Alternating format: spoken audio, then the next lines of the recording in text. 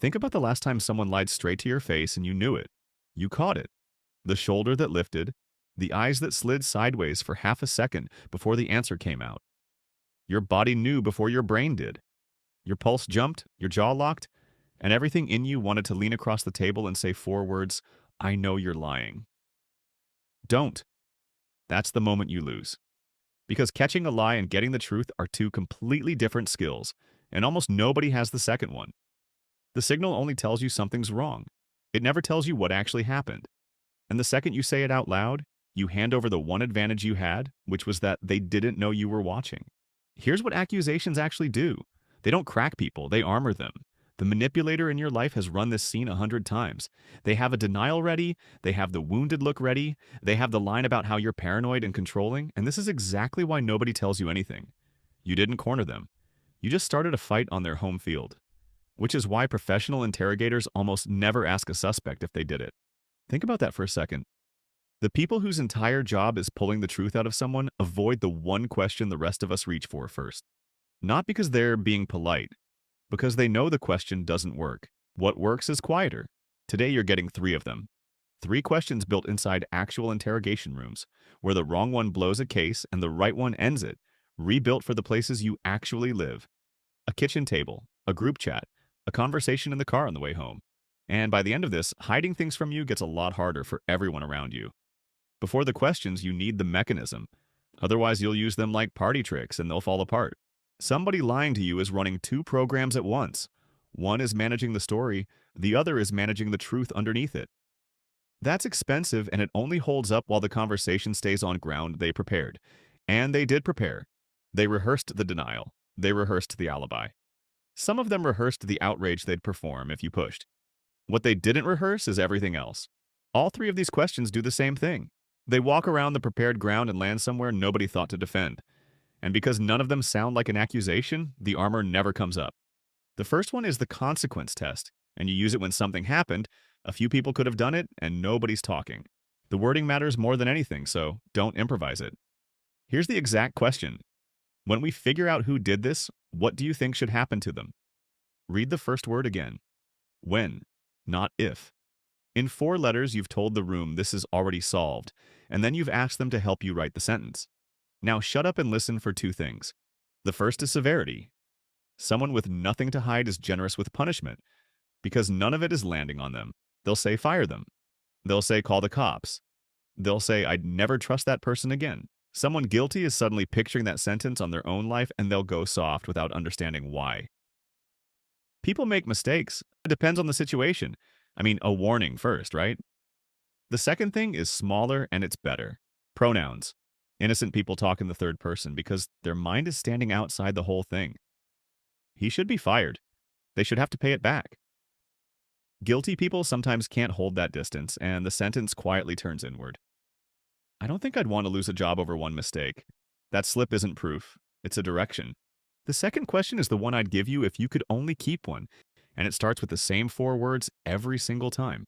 Is there any reason? Then you attach whatever you need to test. Is there any reason someone would say they saw your car outside on Thursday? Is there any reason anybody would tell me you weren't where you said you were? Look at what's missing. There's no accusation anywhere in that sentence. You're not asking where they were. You're not claiming anyone told you anything. You're asking them to explain a hypothetical, and hypotheticals don't trigger defenses. Someone telling the truth is done with this in under a second. No reason at all. It costs them nothing because there's nothing to check. Someone lying just got handed a nightmare. Now they have to audit their entire night against a threat they can't see. Who saw me? What did they see? How much does this person already know? Their rehearsed denial doesn't fit anymore, and they have to build something new right there in front of you while you sit perfectly still. They'll usually do one of 2 things. They'll start constructing an explanation that puts them exactly where they swore they weren't. Oh, I mean, I did stop by for a minute, but only to grab something. Or they'll come at you. Why would you even ask me that? What are you accusing me of? Don't back down and don't apologize because that reaction is the answer. An innocent person finds a weird question confusing. A guilty person finds it threatening. 2 rules. Keep it vague. Never name a witness because they might know for a fact that person couldn't have seen them. And always have a soft way out. Hey, I probably misread something. Forget it. Say that with a completely relaxed face and the conversation just moves on. Except now you know something you didn't know 60 seconds ago. The third question is the one people find hardest to believe until they try it. Someone tells you where they were. You want to test it without ever questioning it. So you don't ask about them at all. You ask about the place and you attach one small detail that doesn't exist. They say they spent the evening at their friend's apartment. You say, "Oh, are they still doing that lobby renovation over there? It looked like a disaster last time I drove past." There is no renovation. You made it up. Someone who is actually standing in that building corrects you instantly and without any effort at all, because they have a real memory to check it against. What renovation? You're thinking of somewhere else. It comes out flat, fast, a little bored. Someone who was never there has nothing to check. They only have a bet, and both sides of it are bad. Agree with you, and they've just confirmed something that doesn't exist. Disagree, and they're gambling that you're wrong about a detail you said with total confidence. Watch that gap, the pause, the eyes going sideways, the hedge. I think so? Maybe. I didn't really notice. Nobody hesitates about a place they were standing in 4 hours ago. Notice what all three questions have in common. Not one of them asks if you're lying. The first one changes the future and watches who suddenly wants mercy. The second turns certainty into doubt and makes them defend against a threat that may not exist. The third one is the actual weapon because it turns memory into invention. That's the whole game. Remembering is cheap.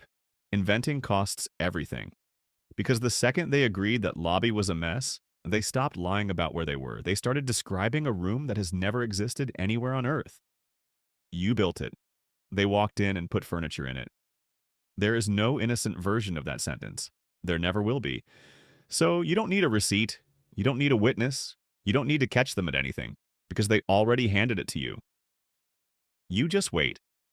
Days, if that's what it takes. Then you pick the most boring moment you can find. Nothing serious, nothing closed door. You're grabbing your keys, you're halfway out the door. Oh, by the way, I drove past that building. There's no renovation. Never was. Anyway, are we still on for Saturday? Then you stop talking, and you let the silence do the only job left. Watch everything they reach for and come back empty. They can't say you misheard because you're quoting them. They can't call you paranoid because you're not angry. They can't flip it on you because you didn't accuse them of anything. And they can't rewrite it because it was never your story. You handed them the pen, they signed it themselves. The next question is the one that follows them for weeks. How long has this person known? And they'll go back. Every dinner, every nod, every time you let something slide and they thought they got away with it. They'll realize they were performing for someone who had already read the script. Go back to the beginning of this video. Remember those 4 words you wanted to say? I know you're lying. You never said them. You never had to. That's the difference between winning an argument and never having to have one again. If you want to keep building your psychological armor and understanding the hidden laws of human behavior, protect your mind and hit subscribe. Stay aware, stay safe, and never let them pull your strings.